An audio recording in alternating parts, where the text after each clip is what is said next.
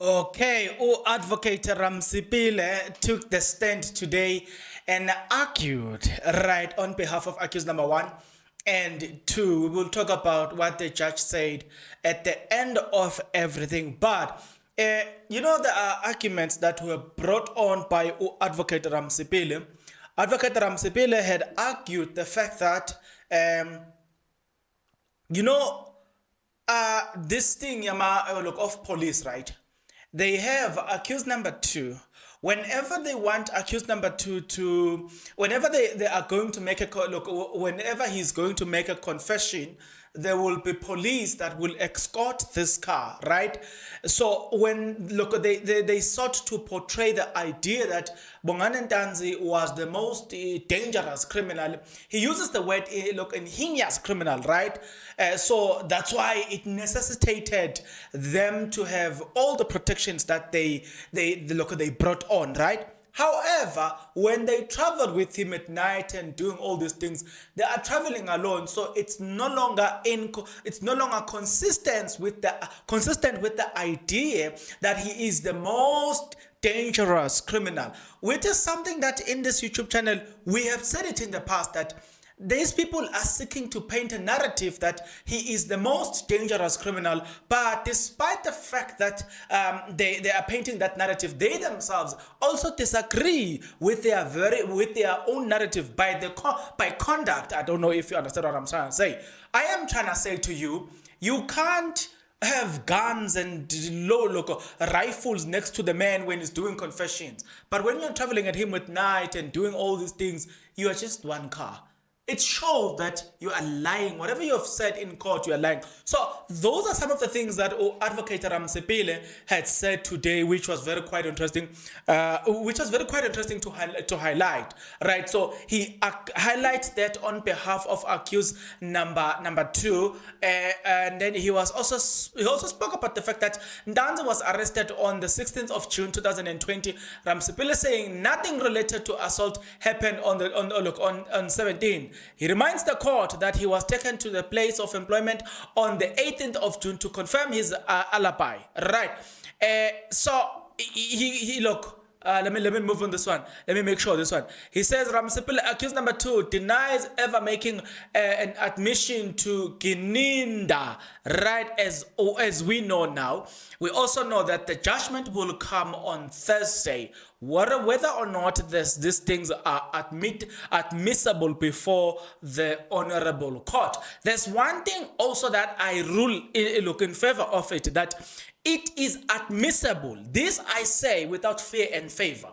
It is admissible to do the following. If you are not yet subscribed, what are you waiting for? Come on, good people, because to subscribe it is free, to like the video it is free, to comment in the comment section below it is free of charge, to click the notification bell it is free of charge, to share this video it is free of charge, to watch this video until the end it is free of charge.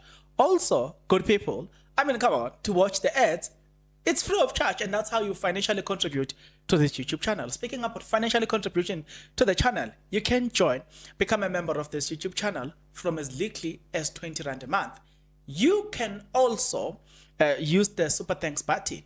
In case you don't want to do that, guys, there is a way where you can use my media company banking details to donate to the channel, and you know what I'm saying, will bring you more, and also guys want to buy more equipment. So the power is in your hands. Please do the honorable thing as we proceed. Right. Ramosepele then, I'm gonna have to go through this because it's very interesting. Ramosepele now move on accused number two. He says, he vehemently denied making confession of statement to Brigadier Gininda'S, as I've said that, but the word that is used there, vehemently, denied. It means that emphatical. It just put that emphasis on the fact that accused number two denied making a confession or any statement to Brigadier Gininda'S, as he claimed. Then there's another important things that relate to the Bill of Rights, right? That Advocate Ramosepele argued. He argued the fact that despite the fact that one is arrested, but that person is still eligible to receive all the basic human rights, such as the following: that Ntanzi was never given food nor water. He was at mine, or he was with them all this time, right? He was never given all this, right? So, meaning, look, a prisoner has got the right to water, food, sleep, and all the stuff.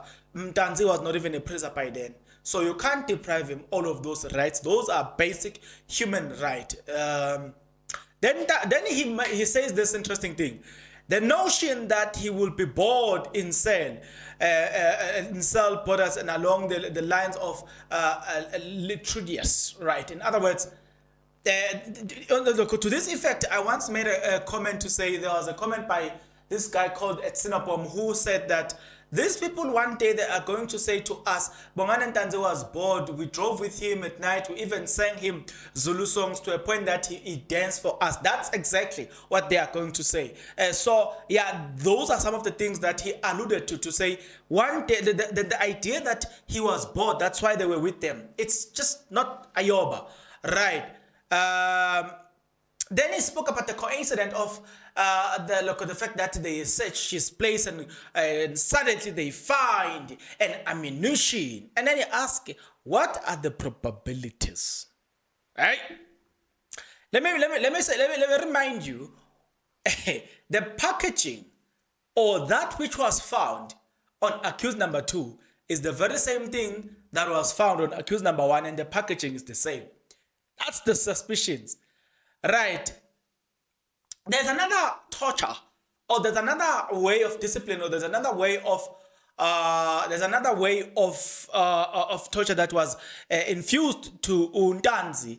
Ramosepele, in arguing about that, he said that Ntanzi's torture was done through sleep deprivation and prolonged hours of investigation. I don't know if you see what I'm saying. He says that. Do you remember that at some point Ntanzi was booked out and then booked back at 4 o'clock? At 6 he was booked out again. So he had only 2 hours of sleep. And let me tell you this: some of the accidents on the road are committed or happens because people did not sleep. How much more to a person that is deprived sleep? The next thing is expected to make a free voluntary, that word. Do you get a point? So Ramosepele says no, them depriving him an opportunity to sleep was also a form of torture. And I agree with Ramosepele. For the morning of the 18th of June 2022, the next morning, he was in the hands of the police officers. That is perpetuating of torture. I've already alluded to that, right? Which was very interesting, right? The deprivation of sleep, which is Then Ramosepele goes for Mjiako. Then he says Mjiako had no mandate, right? He had no business, because he had no business in standing for Ntanzi, because he does not have mandate. And he says, I'm not even going to argue this. As we all know, the law is clear on the matter. And let me tell you this I say, mark these words: Mjiako had no mandate. Something is coming up around that thing, right? I'm not gonna tell you what. I'm not gonna tell you what is coming up, but something definitely is coming up. Mark my words. And I'm going to remind you on this one that I told you that something is coming up around this. In total, accused number 2 was in handcuffs, deprived of food and sleep hours. That, my lord, is perpetuating of torture. You cannot return someone for interrogation where he's not entitled to basic human rights. There's another point that Ramosepele made. He makes a point to say, because Ntanzi was dangerous, say for instance you wanted to do an investigation, why wouldn't you pick a nearest police station, place him there, because it's much more safer, as you have portrayed, or as you seek to portray the idea that he's the most dangerous. So why wouldn't you take him to the nearest police station? You keep him. Why do you keep a dangerous criminal with you if indeed he is dangerous, as you say, right? So yeah, it's something that is very concerning, that is not consistent with what they told us. We submit that the confession and the pointing out must be inadmissible, that it must be inadmissible, that they were not freely and voluntarily taken. I also put it to him, the Honorable Court, that I concur with Ramosepele that these confessions are inadmissible. I therefore say, as ulokum,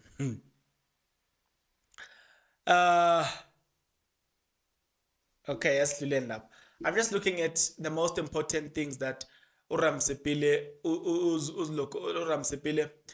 touched on today. We submit that the alleged statement by both accused 1 and 2 must be ruled inadmissible on the basis that they were not made freely and voluntarily. What do you submit? I submit that accused number 1 and 2, their statements should be ruled, the court should rule on Thursday, that they are inadmissible. Therefore, let go of Untanzi and let go of accused number 1, Muziga Ukulelo Sbia. I also concur with the idea that indeed these were not made freely and voluntarily. But I also know for a fact that you do have your own opinion as to whether or not they were made free and voluntarily, as I've said. I'm just checking some few things here. Okay. What else am I leaving which I do remember what happened to, look, as relate to what happened today? I think I've covered everything here. For me, I can tell you this, guys. For me, I stand by these words that I still believe that based on the submissions made today, based on the submissions made by Advocate Mngomezulu, this whole thing should not be admitted in court. I stand by the accused. I believe that the accused are not the right people. They are not the right killers of Senzo Meyiwa. I believe that these people, they might have been guilty, such as accused number 5. We know he's got 6 life sentences, right? He's serving 6 life sentences. I strongly believe that all of them must be acquitted. If some of them have cases pending against them, or if they are serving certain sentences, I believe that they should continue with their sentences. But to be linked on the Meyiwa case, it's like defeating the ends of justice. So up to so far, even when we started with the main trial and we went into the trial within a trial up to today on the 11th of March, when we concluded the trial within a trial, as we await the ruling which the judge said he will make on Thursday, the 14th of March, 2024. Let me confirm the date. Yes, it's going to be the 14th of March, 2024, when the judge will make the ruling whether or not the confessions are admissible or not. With that being said, I still stand by my words when I say I strongly believe that these people are not the right people for the death of Senzo Meyiwa. We still need to get the right killers of Senzo Meyiwa. These are not the ones. Right, these indeed, they are not the ones that we should look for, or we should pursue for justice. And I know others are saying, yeah, you are defending criminals. Just because somebody is a criminal doesn't mean that he must die for all the criminal activity that is happening. In fact, if we are to do that, we will perpetuate criminality itself, in a sense that, say for instance, person A has once been found guilty. So any criminal activity that is happening, we blame person A. There is a chance that I can commit that in secrecy, knowing exactly that I'm not going to be suspected to have committed this, person A is going to be suspected to commit it. So do you see how that expand or increase or encourage evil doing by other people?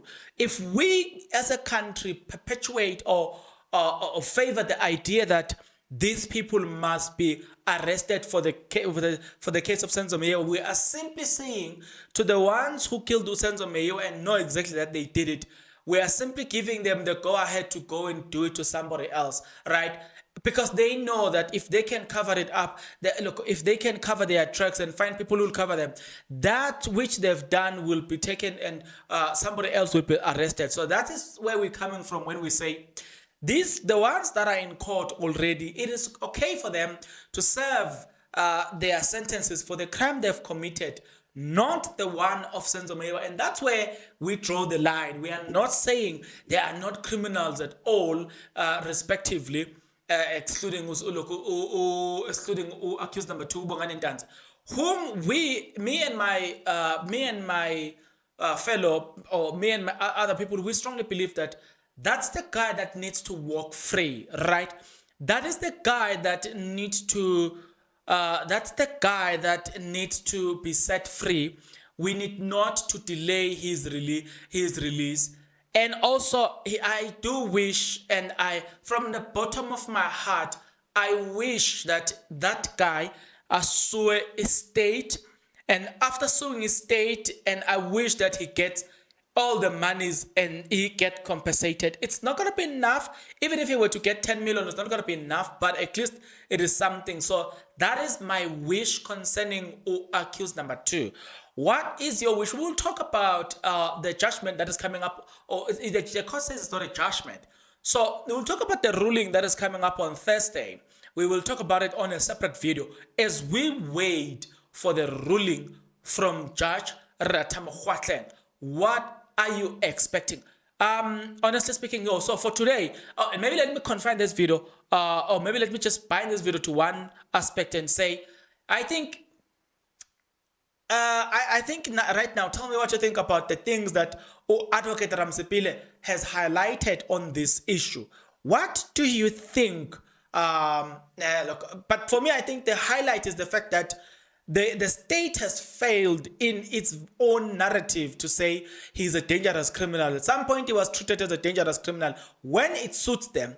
But when it doesn't suit them, then they also wanted to he was handled by one person. For that, it tells me that this was never a dangerous criminal. So the idea that this was a dangerous criminal, it is really, really, really false, right? That's at least according to how I see things. How do you see things? I'm interested to know your opinion as we await the big day, which is going to be the 14th of March 2024, where the judge will make the ruling. What are you hoping to achieve?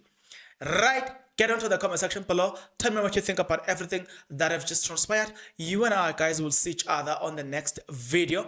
But until such a time, good people, please take care.